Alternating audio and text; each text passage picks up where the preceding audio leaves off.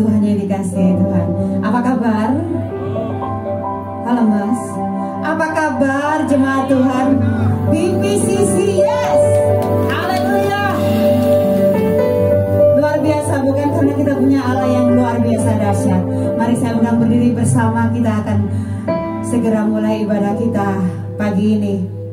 Mari kita berdoa. Bapa, kami mengucap syukur Tuhan buat segala kebaikan-Mu, kemurahan-Mu, kebajikan-Mu dalam hidup kami. Apa yang bisa kami balas kepadamu Tuhan? Engkau terlalu sangat baik. Engkau yang menyelamatkan setiap kami pribadi lepas pribadi. Hari ini Tuhan, hari yang terbaik. Kami mau beri yang terbaik hanya bagi-Mu. Seluruh hidup kami, jiwa raga kami, roh angan-angan kami Tuhan, kami mau persembahkan kepadamu hari ini. Kami rindu memuji dan menyembah Engkau dengan segenap hati kami. Kami serahkan ibadah ini Tuhan, dari awal pertengahan sampai selesainya. Kami percaya roh Allah yang kudus mengurapi, menjamah setiap kami. Tidak ada yang terluput.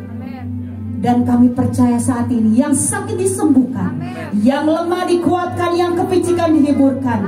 Menghadapi kesulitan Tuhan, beri jalan keluar yang terbaik. Dan kami bersyukur Tuhan, tutup bungkus setiap kami dengan kuasa darah-Mu yang kudus. Kami tolak setiap panah-panah api dari sijah dalam nama Yesus. Kami percayakan seluruh ibadah ini dari awal pertengahan sampai selesainya hanya di dalam satu nama yang ajaib, nama yang dahsyat, nama yang perkasa, di dalam nama Tuhan Yesus Kristus. Haleluya. Amin. Sorak-sorai silakan duduk pada saudara. Begitu dalam kasih Tuhan terhadap kita. Di awal bulan April ini, di tahun 2023, mari bawa hati kita semakin melekat kepada Tuhan. Oh haleluya, Engkau dahsyat Tuhan. Dalamnya kasih-Mu Bapa, terlebih dari segalanya, pengorbanan yang termulia, selamatkanku. Dengan sungguh katakan, dengan darah yang tercurah, ampuniku, ampuniku hati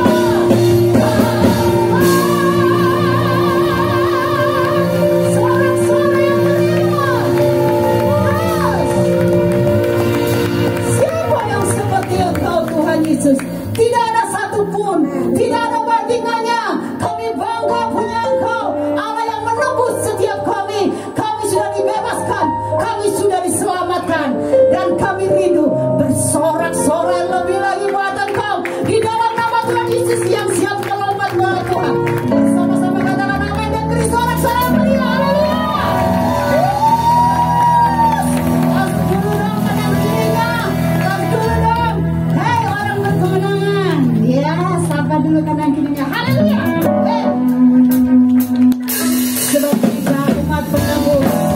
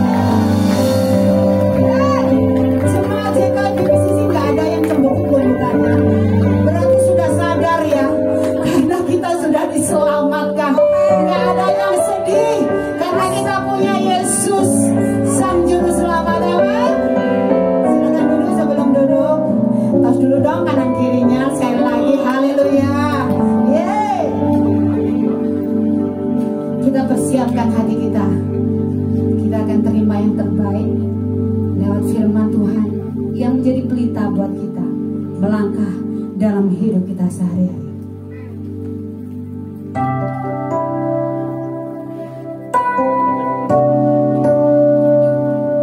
Tuhan, terima kasih, Roh-Mu tinggal di dalam hidup kami. Allah yang kudus itu yang selalu menolong setiap hidup kami. Terima kasih Tuhan.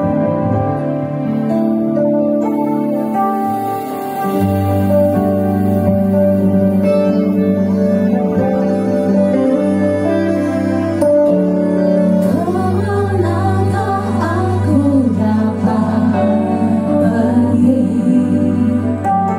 menjauhi Roh-Mu yang suci, Kau sahabat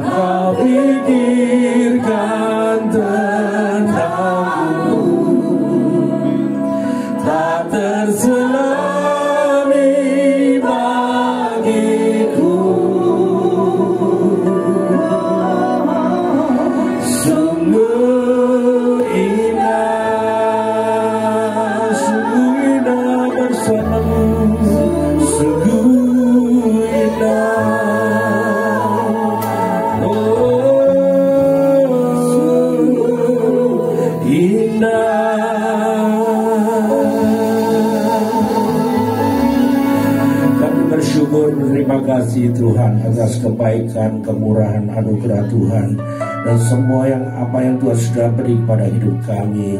Langkah hidup kami Tuhan bersamamu. Tuhan, kami tidak mau terpisah denganmu. Kami selalu ingin merindukan Engkau Tuhan. Terlebih lagi Engkau merindukan akan kami. Terima kasih Tuhan, pimpin hidup kami, setiap langkah hidup kami, biar hidup kami selalu berjalan seturut dengan kehendak Tuhan. Terima kasih Tuhan, bukan dengan kekuatan dan kemampuan kami, semuanya oleh karena anugerah dan kasih karunia-Mu yang begitu besar dalam kehidupan kami, yang membuat hidup kami boleh menjadi berharga di hadapan Tuhan. Terima kasih Tuhan, Engkau mengajar kami terus, Engkau menegur kami, menasihati kami Tuhan.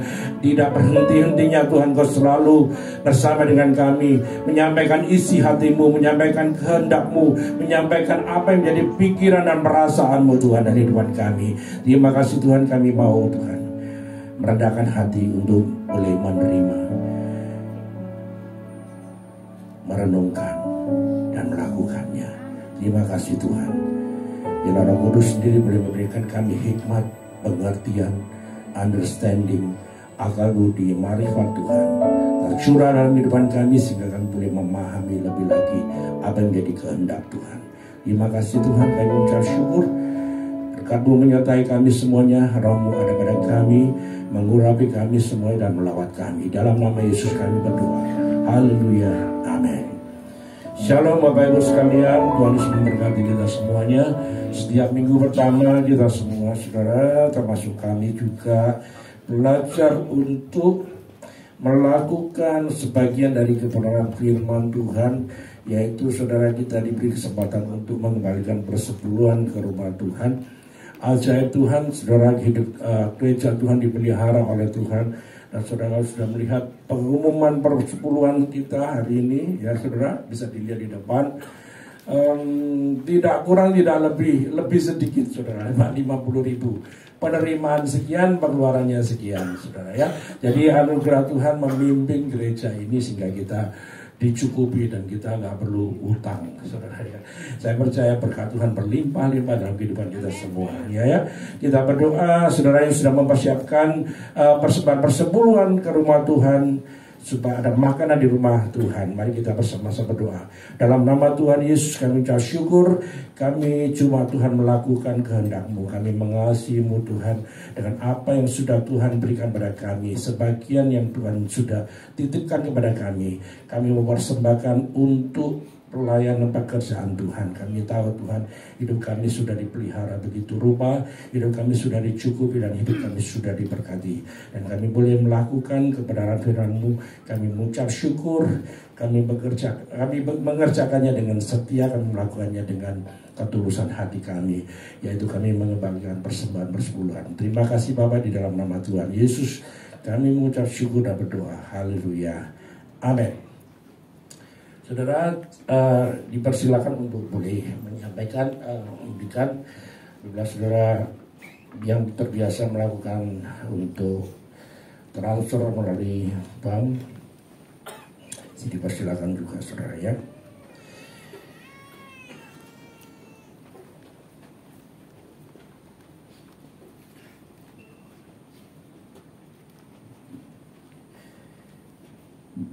Baik saudara, bulan ini kita masuk dalam bulan di mana kita memperingati kematian Tuhan dan kebangkitan Tuhan ya. Hari ini sebagai minggu pertama saya mau menyampaikan sedikit tentang pengantar bagaimana kita semua orang-orang percaya menerima kasih anugerah Tuhan, keselamatan daripada Tuhan. Saudara, kalau kita melihat orang yang dihukum, tentunya orang itu akan mengalami satu tekanan yang luar biasa. Ya, orang yang dihukum dengan hukuman yang boleh dikatakan yang mungkin saudara kita tidak pernah mengalaminya, saudara. Tentunya saudara akan merasa ketakutan, merasa gemetar, stres, saudara, depresi, saudara. Apalagi kalau kita ini tiba-tiba saudara kita ini menerima hukuman yang tidak sesuai dengan perbuatan kita ya. Jadi setiap orang itu pasti mengalami akibat daripada apa yang diperbuatnya. Ya, saudara, apa yang kita lakukan, yang kita perbuat itu tentunya ada konsekuensi. Saya seringkali membahas hal ini, ya, besar atau kecil, ringan atau berat, saudara, ya. Persoalan yang kehidupan yang kita hadapi ini, kadang-kadang itu kita ini bisa lupa diri, kadang-kadang kita bisa juga dengan sengaja, saudara, melakukan sesuatu yang dimana yang tidak harusnya diperbuat. Saudara, orang yang mengalami hukuman, apalagi hukuman mati di Indonesia ini sudah masih berlaku hukuman mati, ya saudara. Ya, terbukti dalam kurun waktu sekian bulan ini ada 2 hukuman mati yang dijatuhkan. Ya, saya tidak bahas itu. Tetapi hukuman mati ini mungkin akan dihapuskan pada tahun mungkin 2025 atau 2024, saya nggak tahu ya. Tapi ada beritanya seperti itu, hukuman mati di Indonesia akan dihapuskan. Tapi saudara, hukuman mati itu adalah hukuman yang paling luar biasa, yang membuat kita semua akan menjadi sebuah akhir kehidupan manusia, ya saudara. Nah, saudara, setiap orang itu tidak mau dihukum, ya.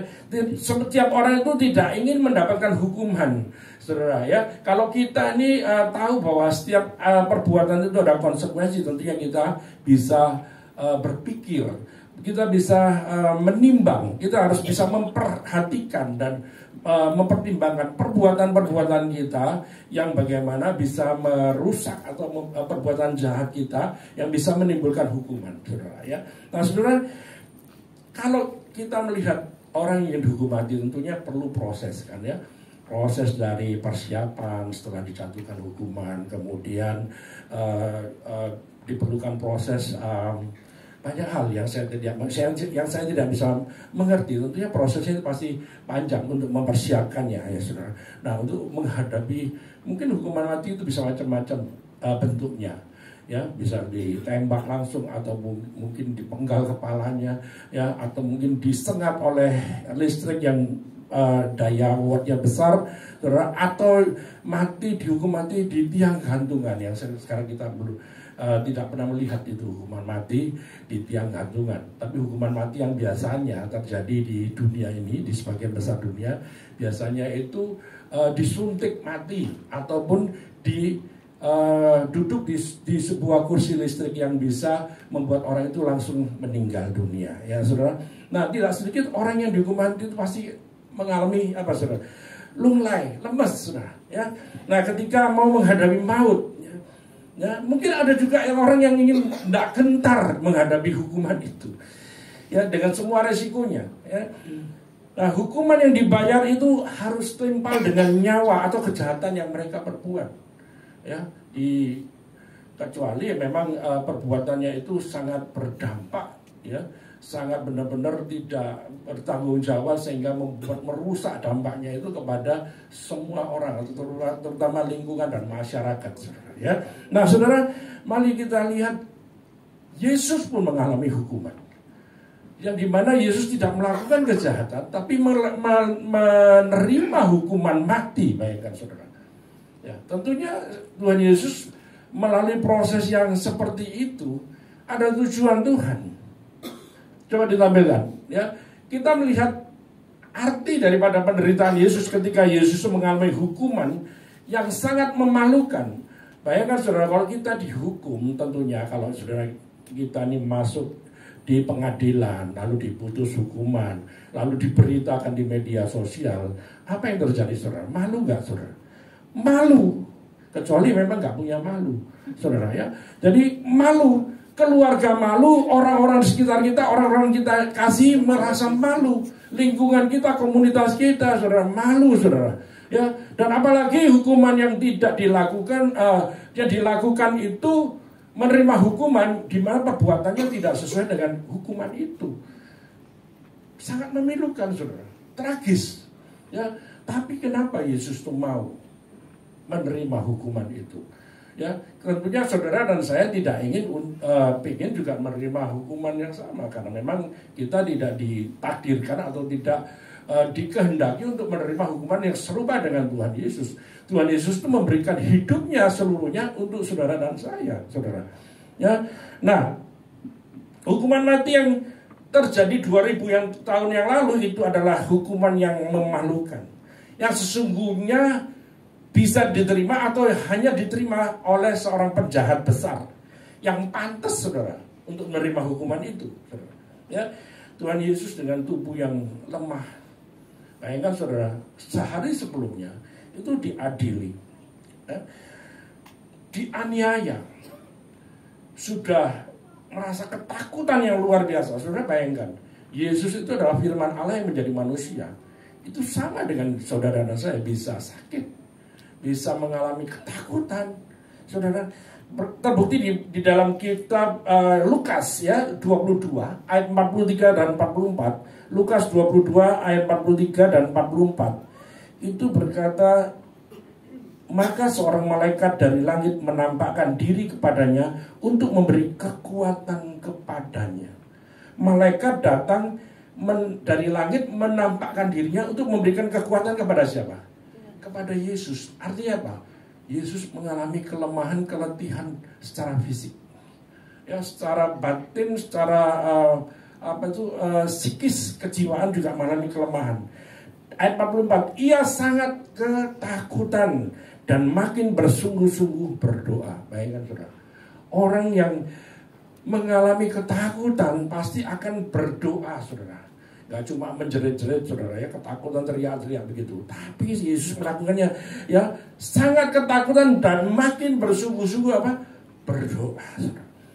Peluhnya atau keringatnya menjadi seperti titik-titik darah yang bertetesan ke tanah. Saudara, ini tercatat dulu dalam firman Tuhan, bahwa Yesus adalah manusia seutuhnya, juga bisa mengalami penderitaan secara fisik, mengalami ketakutan, kelemahan, keletihan, dan mengalami banyak hal yang menyakitkan dalam kehidupannya, dalam penderitaannya, saudara. Ya, begitu lemahnya Yesus sehingga akhirnya minta bantuan sama orang lain ketika berjalan menuju ke Bukit Golgota, harus memanggul salibnya.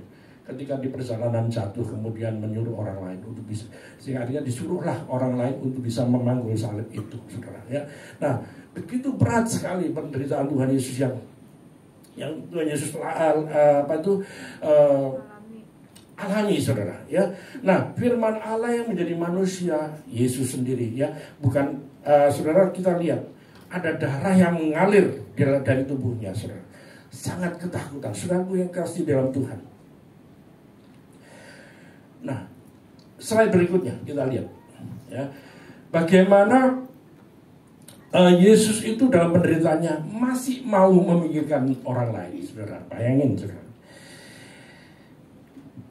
Tuhan Yesus itu memberikan contoh dalam penderitaan, dalam aniaya yang begitu hebat, masih peduli dan memikirkan saudara dan saya. Ya, tentunya saudara tahu bahwa memang kisah kehidupan Tuhan Yesus yang mati di atas kayu salib ini adalah pengorbanan yang luar biasa yang tidak pernah ada di dalam sepanjang sejarah, saudara. Ya, hanya Yesus sendiri melakukannya dengan apa? Dengan dasar mengasihi saudara. Dan apa yang kita dapatkan dari ilustrasi daripada kisah daripada Tuhan Yesus ini, saudara? Kalau saudara mengalami hal yang sama seperti Tuhan Yesus, tentunya kita nggak bisa tahan. Tapi Yesus memberikan contoh dan teladan, ya, masih mau memikirkan dan peduli kepada saudara dan saya di dalam penderitaannya, memikirkan orang lain, memikirkan orang banyak, tidak memikirkan dirinya sendiri. Ya, saudara melihat di dalam saya tayangkan slide berikutnya, ayat berikutnya, ada ayat berikutnya. Nah, Matius 26 ayat 39. Ini alasan kenapa Yesus itu mau. Dia bisa melakukan apa yang dia bisa lakukan saat itu. Matius 26 ayat 39, maka ia maju sedikit lalu sujud dan berdoa, katanya, ya Bapakku, jikalau sekiranya mungkin, biarlah cawan ini lalu daripadaku, cawan penderitaan itu, tetapi janganlah seperti yang aku kehendaki, melainkan seperti yang Bapa kehendaki.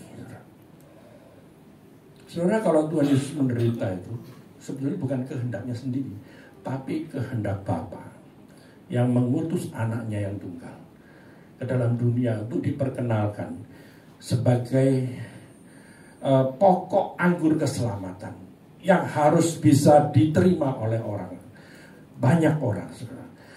Tapi sayangnya banyak orang yang menolak Yesus karena mereka mengabaikan keselamatan itu. Mereka menganggap tidak penting karena mereka tidak melihat dengan mata iman bahwa keselamatan itu adalah hal yang paling dibutuhkan oleh manusia. Bukan cuma berkat dalam jasmani saja, tapi keselamatan itu bukan cuma dalam dunia ini, tapi keselamatan yang kekal. Ya, ketika kita duduk semeja dengan Tuhan untuk bisa menikmati hidangan di dalam kerajaan surga yang kekal, saudara. Ya, ada kehendak Bapa dalam proses itu.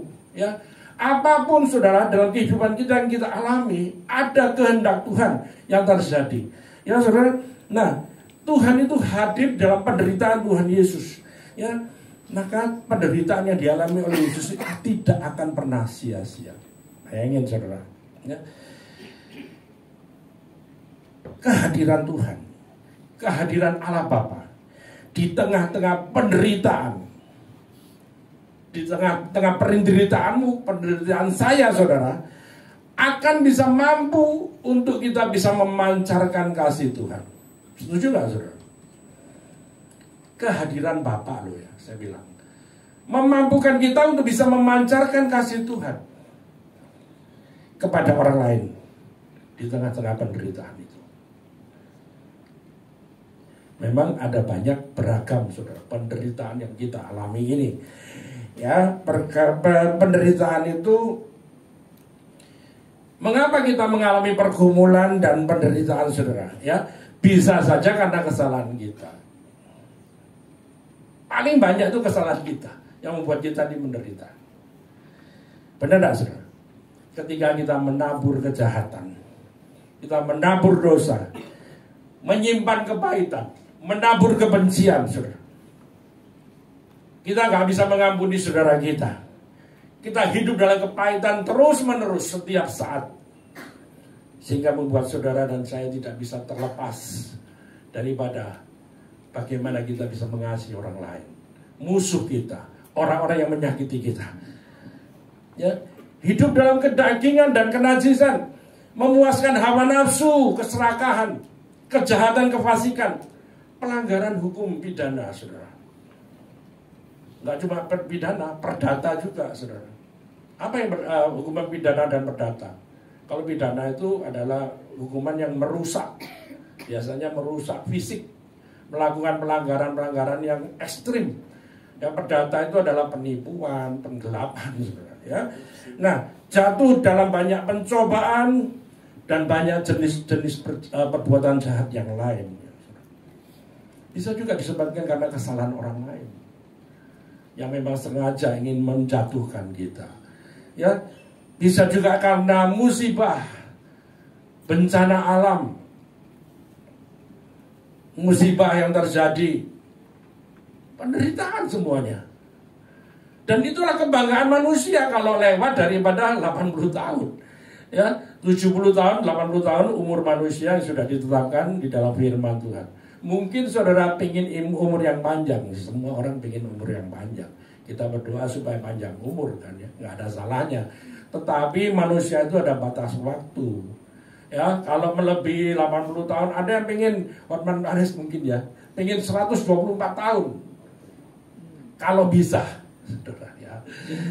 Tentunya penderitaan adalah kebanggaannya, bukan juga kekayaannya, saudara ya. Nah, saudara, di mana Tuhan itu hadir di dalam setiap penderitaan kita, ya, supaya memampukan kita bisa kuat dan bertahan, bahkan bisa memancarkan kasih itu kepada banyak orang. Penderitaan apa yang saudara dan saya alami hari ini?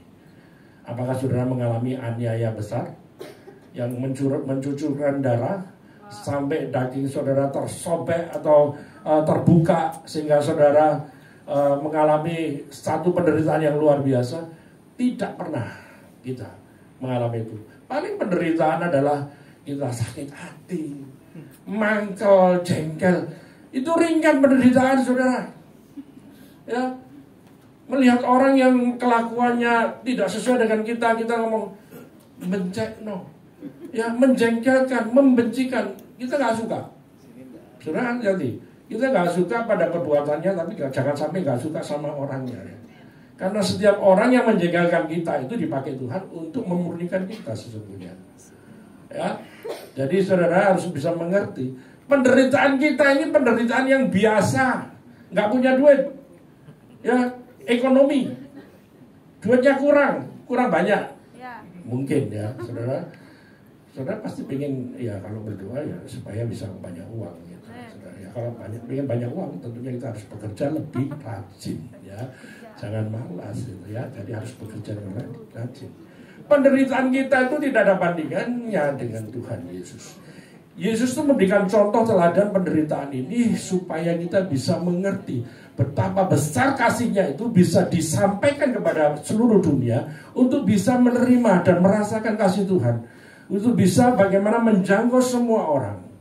Ya saudara, kita nggak ada bandingannya dengan penderitaan Tuhan Yesus yang Tuhan yang lakukan dalam kehidupan kita, saudara.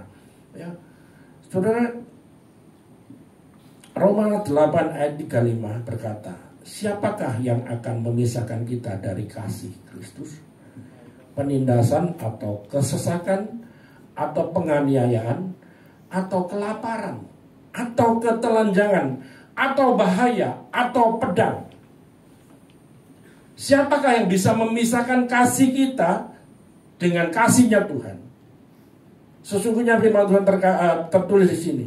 Dikatakan di dalam ayat 38 dan 39, saya catat bahwa sebab aku yakin bahwa baik maut maupun hidup, baik malaikat-malaikat maupun pemerintah-pemerintah, baik yang ada sekarang maupun yang akan datang, atau kuasa-kuasa, baik yang di atas maupun yang di bawah, ataupun sesuatu makhluk lain, tidak akan dapat memisahkan kita dari kasih Allah Bapa yang ada di dalam Kristus Yesus Tuhan kita. Saya harus menekankan ini. Kasih yang tidak bisa kita temui dalam dunia ini. Ya, kasih daripada Allah Bapa. Tidak bisa, penderitaan apapun tidak bisa memisahkan kita dengan kasih Tuhan. Ya, kita ini mengalami proses ujian yang terus-menerus dalam kehidupan kita sehari-hari. Ya. Segala penderitaan yang kita hadapi, kita bisa bertahan, kita bisa kuat, itu adalah anugerah, bukan kekuatan kita. Kemampuan, kekuatan daripada Tuhan sendiri yang memampukan setiap daripada kita, saudara, ya. Nah, kita belajar melalui penderitaan apapun yang kita alami, aniaya, tidak mengubah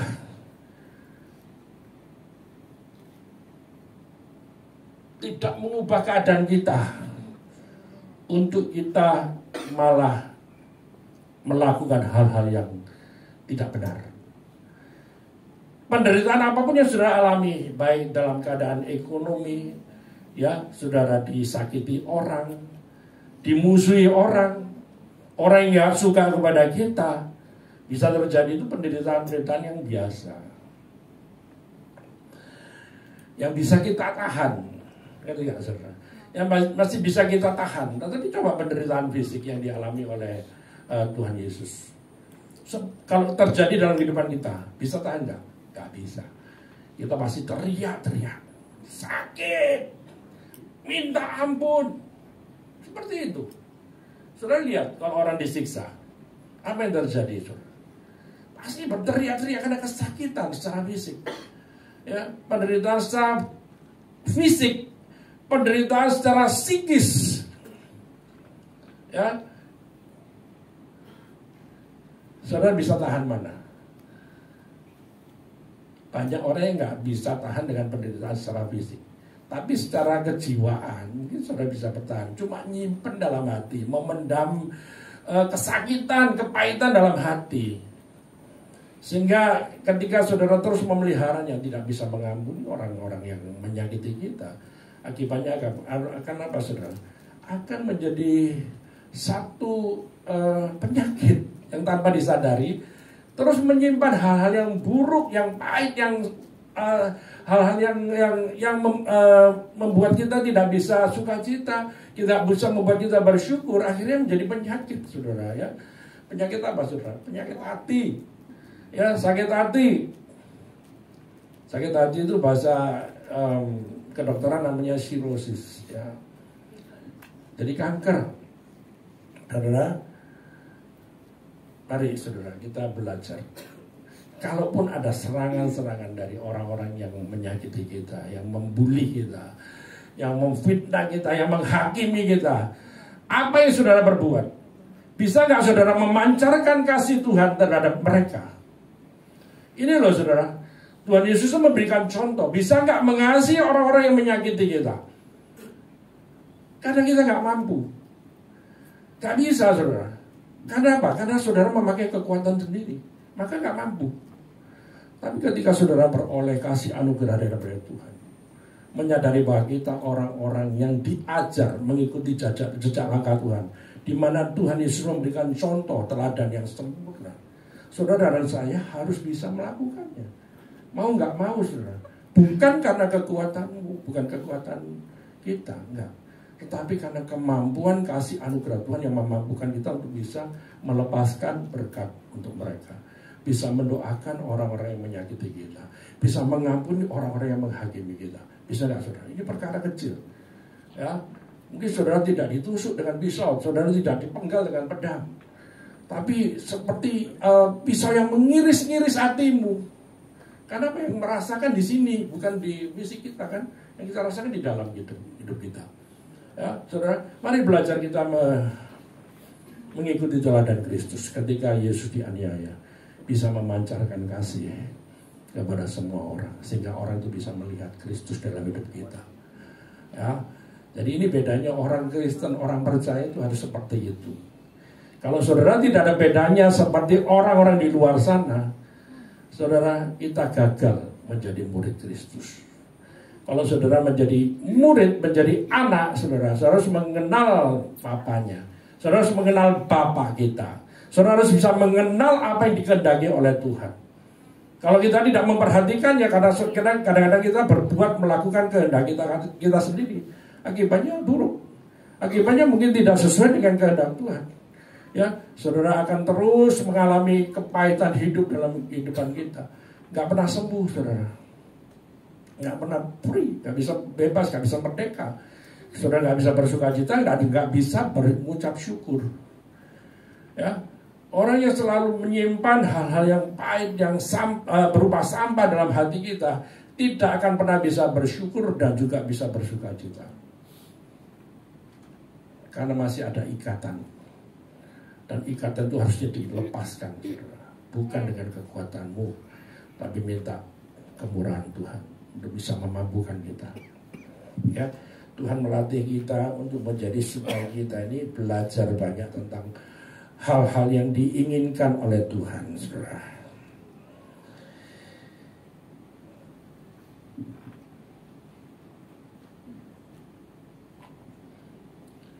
Kalau kita berdoa kepada Tuhan, tentunya kita pasti minta hal-hal yang baik untuk hidup kita, untuk keluarga kita. Kesehatan, berkah dalam rumah tangga, dalam pekerjaan,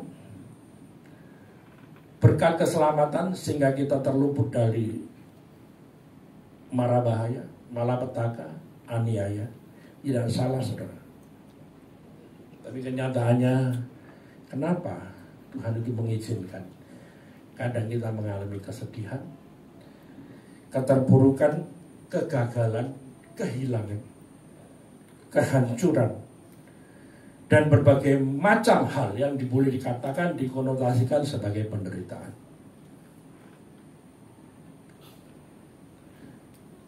Akan menjadi selalu, saudara, bagian daripada kehidupan kita, saudara. Ya, bukan berarti Tuhan itu nggak sayang pada saudara dan saya. Karena Tuhan itu memiliki tujuan yang mulia demi kepentingan saudara dan saya. Melalui penderitaan-penderitaan yang kita hadapi ini. Saudara perhatikan ini. Ya bukan Tuhan tuh nggak sayang pada kita loh kalau kita ini mengalami penderitaan. Dan itu diizinkan Tuhan. Itu adalah memiliki tujuan supaya untuk kepentingan kita, untuk kepentingan saudara dan saya. Ya. Hal yang kecil aja yang mungkin terjadi. Ya kalau saya belajar daripada kesaksian dari Bapak Adi Sutanto sebagai ketua sinode yang berkata bahwa ketika ada orang yang menjengkelkan di komunitas itu ya, apa yang kita perbuat? Mungkin dalam hati ya, kita sudah menjengkelkan dan membuat masalah dan sebagainya. Mungkin dalam hati kita bilang apa saudara? Kalau bisa orang itu pindah saja ke tempat lain supaya tidak menjadi masalah dalam komunitas. Seperti itu mungkin ya. Itu adalah pikiran kita nih yang paling buruk gitu. Ya. Tetapi Tuhan sendiri berkata, ya ampuni orang itu. Ya, Tuhan izinkan orang itu ada di tengah-tengah kita supaya membentuk karaktermu supaya karaktermu sempurna. Setuju nggak? Ya. Kita ini kadang-kadang gagal dalam kita ini merespon ya, sehingga membuat kita ini punya karakter yang kadang-kadang ya itu tadi, kalau kita ditekan ya, lalu kemudian kita nggak berdaya, kemudian kita cari jalan keluar. Menurut pandangan kita mungkin benar, tapi salah. Tapi Tuhan mengajar kita seperti yang Tuhan Yesus ajarkan tentang bagaimana kita mempelajari karakter Tuhan Yesus. Ya, biarlah itu ada supaya membentuk kita, karena itu salib kita, saudara. Untuk bisa apa? Melakukan kehendak Bapa, ampuni saja, doakan dan berkati. Seperti itu saudara ya. Dan memang sulit, tapi harus belajar dilakukan. Ini hal yang sangat bisa kita temui dalam kehidupan sehari-hari, dalam kehidupan rumah tangga pun begitu, suami istri. Ya, menghadapi anak-anak terhadap orang tua. Saudara, kemarin saya melihat ada anak umur 24 tahun menggorok papanya sendiri, membantai papanya sendiri, mati papanya, saudara. Yang melahirkan anak itu, bukan yang melahirkan itu papanya, tapi papanya itu yang sebagai orang tua kandung dibantai, dihabisi, mungkin karena jengkel, pertengkaran dalam keluarga. Yaitu saudara, karena gagal mempraktekkan apa yang Tuhan Yesus ajarkan, tidak mengenal kasih daripada Tuhan. Orang yang tidak mengenal kasih Tuhan akan melakukannya dengan kekuatannya sendiri, dengan kemampuannya sendiri, dengan pikiran dan kehendaknya sendiri. Sehingga apa? Nggak tahu caranya. Sehingga akibatnya apa? Emosi. Kalau sudah emosi, menyakiti orang lain dan bahkan membunuh, membinasakan. Papanya sendiri, saudara. Sedih nggak? Sedih. Ya, itu terjadi di sekitar kita, di zaman sekarang ini. Barusan terjadi, saudara. Sekarang diproses. Entah persoalannya apa, bisa terjadi dalam kehidupan rumah tangga. Ya. Itu perkara-perkara dalam kehidupan rumah tangga bisa terjadi begitu, pertengkaran yang hebat. Ya. Saya harapkan setiap jemaat Tuhan yang mengasihi Tuhan, kalau ada konflik dalam kehidupan rumah tangga, segeralah minta kemurahan Tuhan untuk cepat berdamai. Setuju nggak, saudara? Kalau saudara tidak ingin berdamai, jadi saudara itu ingin apa? Permusuhan terus-menerus. Ya. Kalau saudara ingin cepat berdamai itu artinya apa? Saudara itu memiliki Roh Kudus dalam hidup kita. Ya. Bisa apa? Bisa menikmati semua anugerah Tuhan. Bayangkan saudara kalau berkelahi, bertengkar, apa yang terjadi? Bisa rasakan sendiri kan? Rasakan sendiri. Bagaimana saudara menyimpan kepahitan sehingga saudara akhirnya bertengkar. Ini rumah tangga nih. Saya sama istri saya aja. Saya menghindari pertengkaran. Amin. Saya nggak tahu. Saya ini orang emosional juga, tapi saya belajar untuk bisa apa?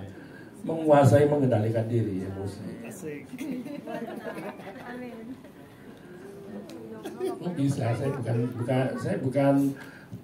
belum sempurna, tapi saya mau belajar untuk sempurna. Karena itu kehendak Tuhan ya. Jadi saya kalau melihat pertengkaran dalam keluarga ini sampai ngelus dodo juga ya, misalnya kok bisa ya bertengkar? Apakah kita ini diciptakan berumah tangga menikah itu tujuannya hanya untuk bertengkar kan? Sedih saya, apalagi sampai pukul-pukulan gitu, ya, lempar-lemparan barang, wah ngeri. Usah berumah tangga aja lah. Ya, jadi penderitaan itu dipakai Tuhan untuk apa, saudara? Untuk bisa menjadi saluran, menjadi alat untuk apa? Mengajar, mendidik, mendewasakan dan memurnikan kita semua, saudara. Ya,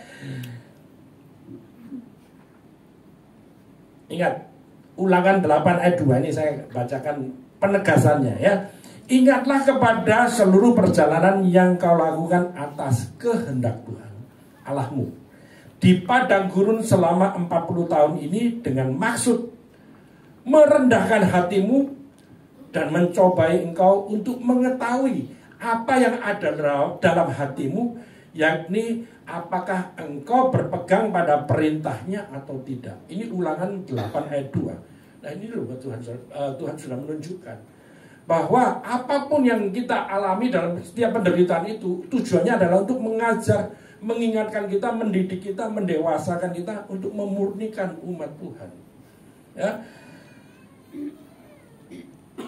Tuhan Yesus ngomong sendiri, ya, Bapa di dalam Ulangan 8 ayat 2 ini, dengan maksud untuk merendahkan hatimu, mencobai engkau untuk mengetahui apa yang ada dalam hatimu, yakni apakah engkau berpegang pada perintahnya atau tidak.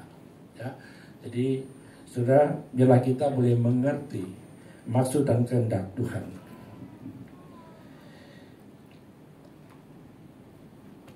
Ketaatan saudara dan saya kepada firman dan kehendak Tuhan merupakan proses untuk menghasilkan kualitas kedewasaan rohani yang bisa tahan uji, untuk bisa menjadikan kita semua kuat berpegang pada Tuhan sebagai satu-satunya yang kita andalkan dan pengharapan kita. Yang kedua adalah bagaimana dalam penderitaan itu di mana selalu ada pengharapan.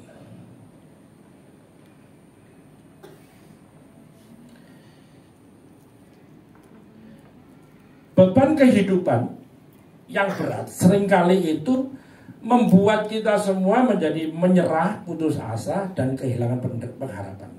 Karena kita tidak sanggup untuk menanggungnya. Tetapi melalui penderitaan Tuhan Yesus kita melihat ada pengharapan. Ya, di mana tokoh-tokoh iman di dalam Alkitab itu bisa merasakan hal yang sama, saudara. Mereka pernah takut, cemas, saudara. Mereka pernah khawatir dan tidak memiliki kekuatan untuk bisa bertahan hidup.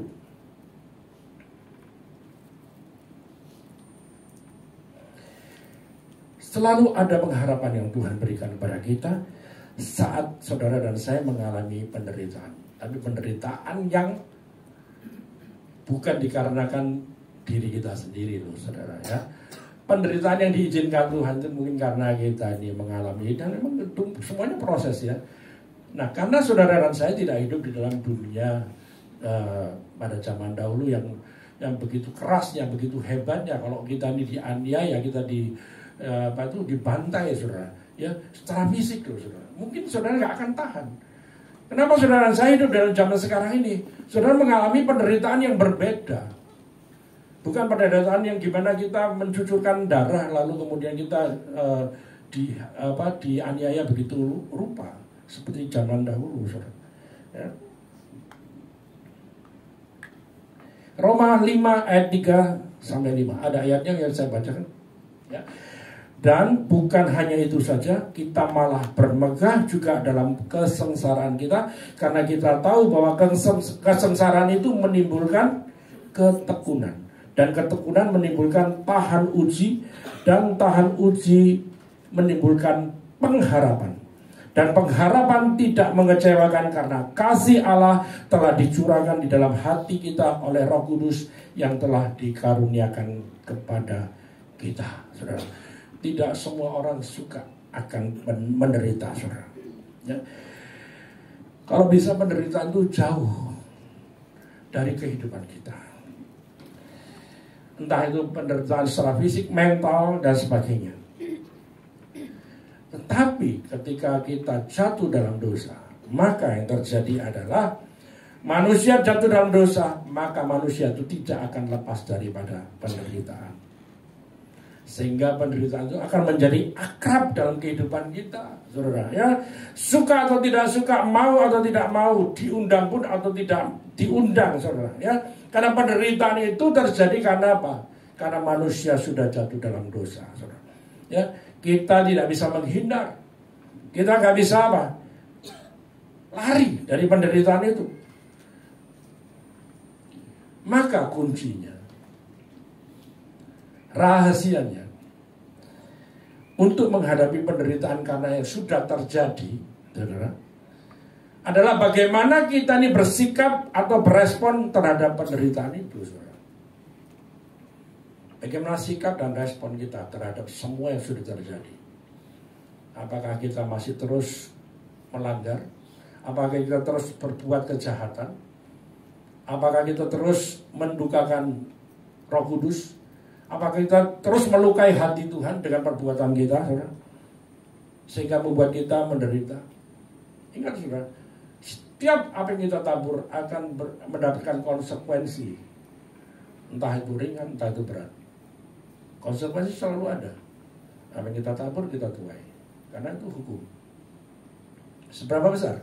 Tergantung daripada kapasitas yang saudara kerjakan. Pasti sebanding.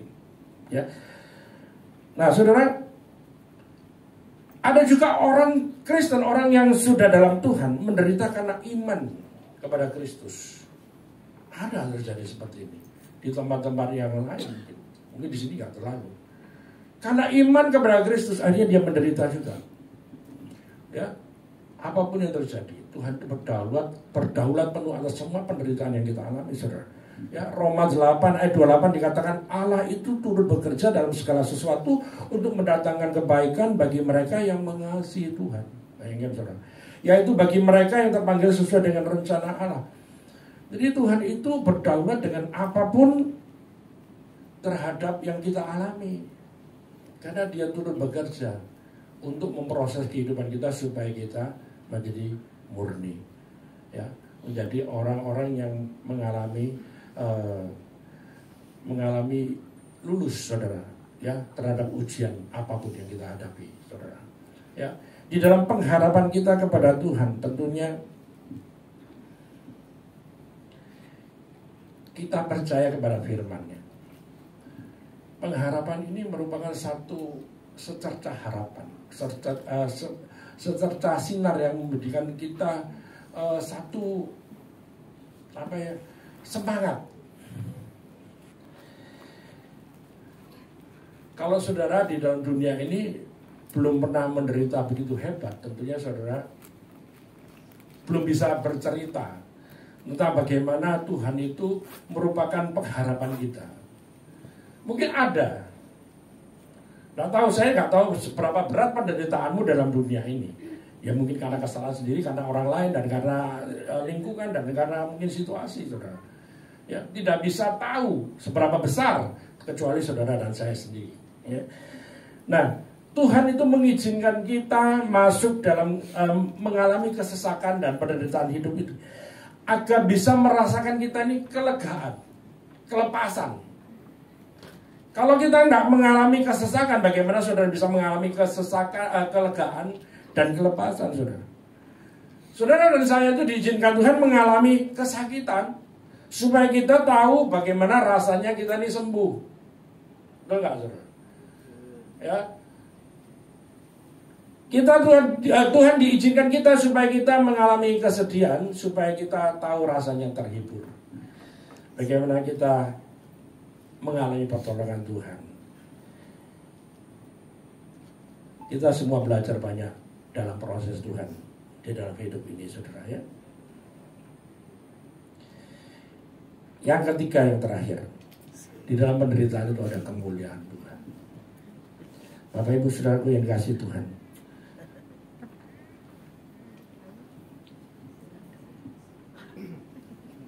kalau kita ini diproses dalam penderitaan dan mengalami penderitaan itu,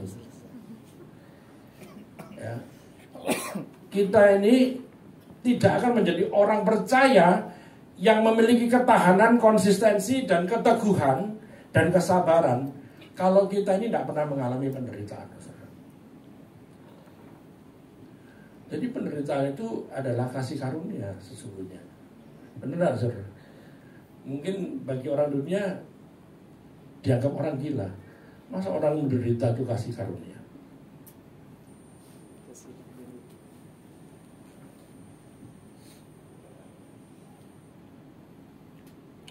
Kita baca Roma 8 ayat 17 sampai 18. Sebagai dasar bahwa kita mengerti bahwa di dalam penderitaan itu ada kemuliaan Tuhan, ya. Dan jika kita adalah anak, maka kita juga adalah ahli waris. Maksudnya, orang-orang yang berhak menerima janji-janji Allah, yang akan menerimanya bersama-sama dengan Dia, supaya kita juga dipermuliakan bersama-sama dengan Dia. Amin. Saya baca tuh beda ya sama saudara.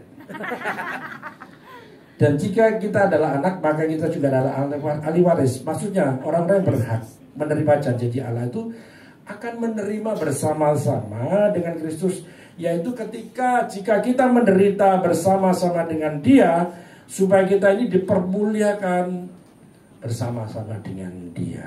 Saudara, tidak ada kemuliaan tanpa penderitaan, saudara, ya.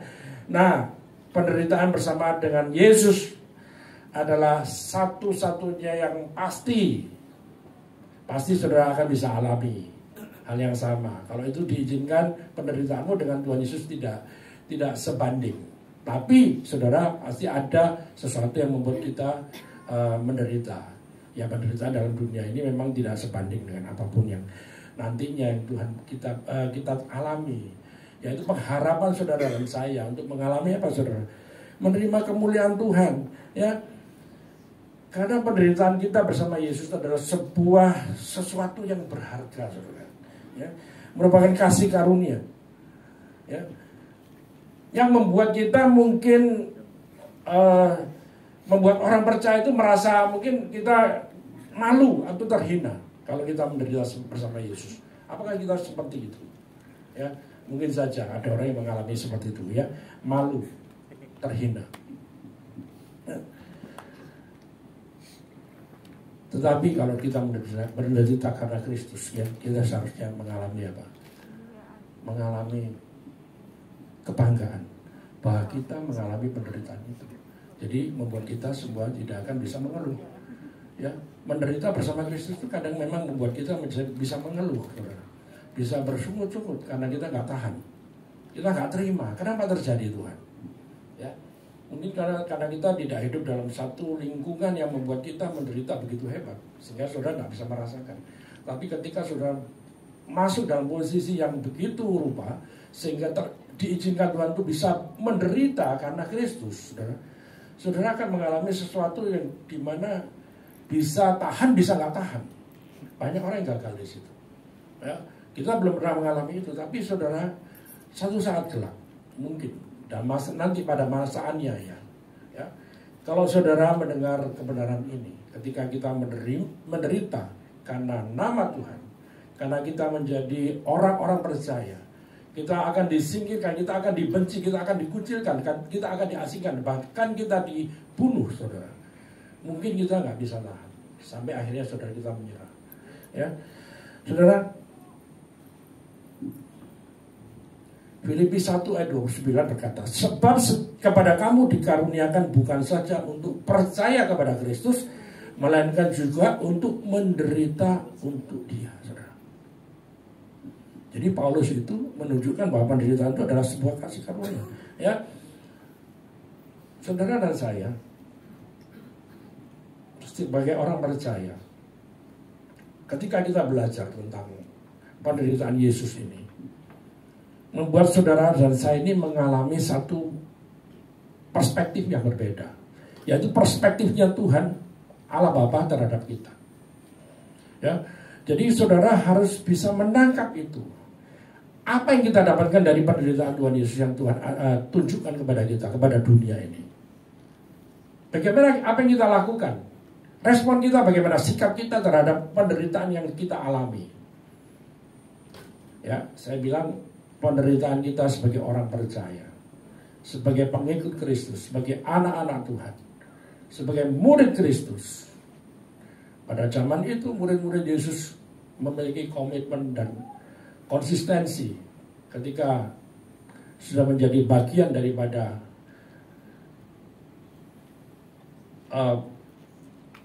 apa yang Yesus lakukan pada zaman dulu. Ketika Tuhan Yesus sudah mati, lalu kemudian murid-muridnya menjadi pemberita kebenaran, memberitakan Injil keselamatan kepada banyak orang, bahkan sampai dianiaya, bayar harga,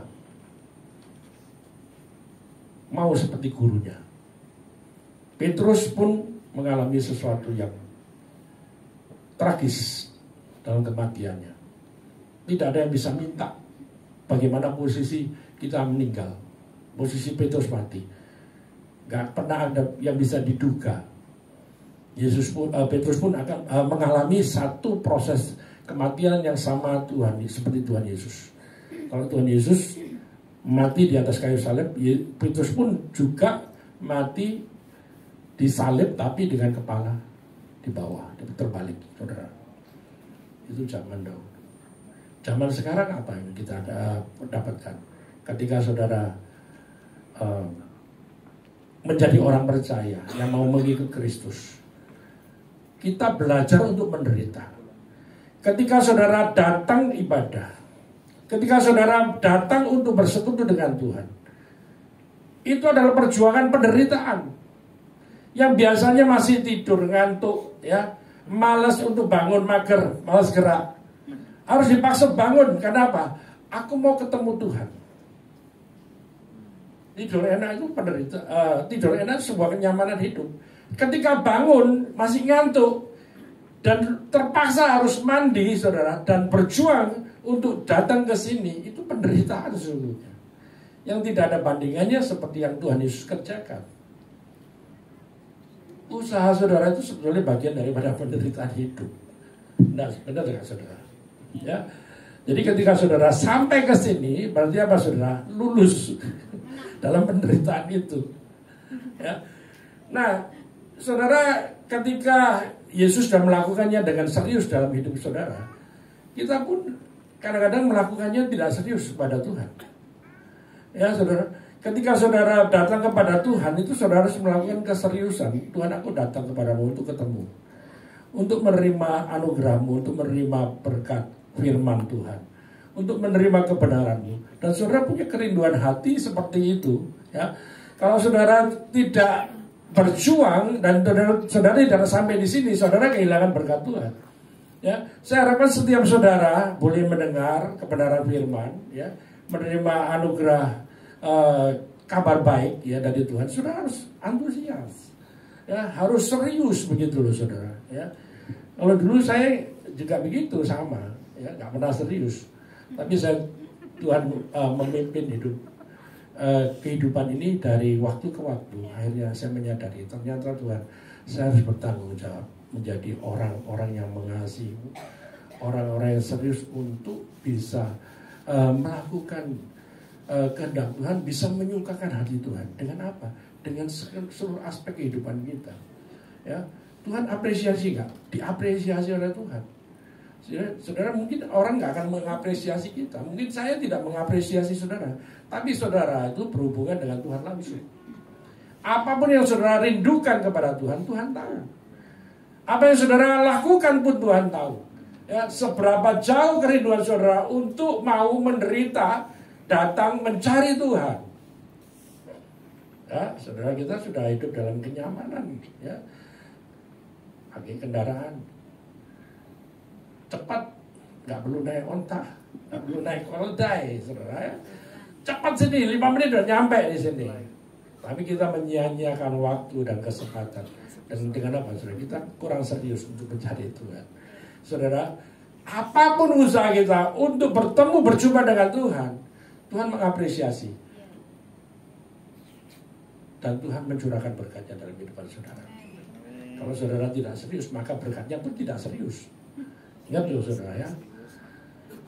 Ya, Tuhan itu proses hidup kita ini supaya kita ini benar-benar mau serius untuk Tuhan, menderita untuk ketemu Tuhan. Ya. Kita lihat nanti saudara, pengharapan kita nggak pernah sia-sia. Ketika saudara setia, ketika saudara tahan uji, ketika saudara itu melakukannya dengan kesungguhan hati, saudara akan melihat kemuliaan Tuhan dalam kehidupan kita loh. Dalam kehidupan yang kita alami setiap hari ya. Saudara nggak sadar bahwa Tuhan itu menyertai, bahwa Tuhan itu memperhatikan kita. Ya, Tuhan itu memproses kita supaya kita ini hati kita dimurnikan di hadapan Tuhan. Dan setelah kehidupan ini, tentunya itu yang jauh lebih penting dari apa yang kita terima dalam dunia ini. Saudara nggak menyadari itu kan? Saudara menyadari bahwa hidup kita ini nanti akan duduk semeja dengan Tuhan, menikmati hidangan dalam kerajaan surga, saudara. Ya, kita dilayakkan untuk menerima anugerah. Saudara jangan bayangkan 70 tahun, 80 tahun cuma hidup dalam dunia ini, menikmati semua yang ada dalam dunia ini. Nggak ada bandingannya, saudara. Nggak ada bandingannya. Dan saudara harus berfokus ke situ. Yang lebih jauh lagi, yaitu kita ketemu Tuhan, berjumpa dengan Tuhan, dan tinggal selama-lamanya dengan Tuhan Yesus. Itulah pengharapan kita. Dan orang-orang percaya yang akan mengalami hal itu. Mari saudara dengan setia, tekun dan setia cari Tuhan. Dan keadaan apapun juga ya, Tuhan masih kasih kesempatan dan masih kasih waktu kita bisa berjumpa dengan Dia. Itu adalah anugerah Tuhan bagi kita semua. Tuhan Yesus memberkati. Mari kita masuk dalam perjamuan kudus. Saudara, mari bersama-sama para pelayan Tuhan boleh maju bersama-sama, kita mengucap syukur.